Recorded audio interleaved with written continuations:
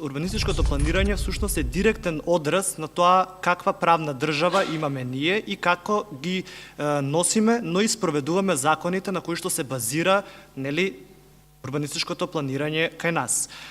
И ако тоа го земеме во предвид, тогаш се поставува прашањето дали воопшто постои урбанистичко планирање во Република Македонија, ако дефиницијата за урбанистичко планирање е планирање на ресурси, простор и така натаму во јавен интерес, а да кажеме на најмала можна штета на приватниот интерес. Моето искуство зборува дека ние воопшто, за жал, во последно време не работиме урбанистичко планирање. Напротив, тоа што планерите се занимаваат во Република Македонија е некоја форма на статутарно планирање, во кое што ние вршиме менеджмент на намена на површини и директна апликација на регулатива која што во тој момент била актуелна. Регулативата, сосема депласирано ќе биде да спомнам дека таа постојано се менува.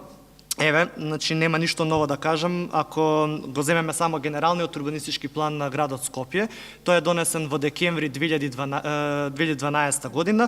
Од тогаш наваму Законот за просторно урбанистичко планирање е променет 15 пати, Законот за градење 23 пати, Законот за градежно земјиште 11 пати и сето тоа создава, нели, да се вратиме на почетокот, една правна несигурност во регулаторен систем кој што треба да се заснова на некаква известност. Значи, планерот нема известност и овека зборувам од аспект на планер, се разбира тоа важи за сите актери во процесот на планирање.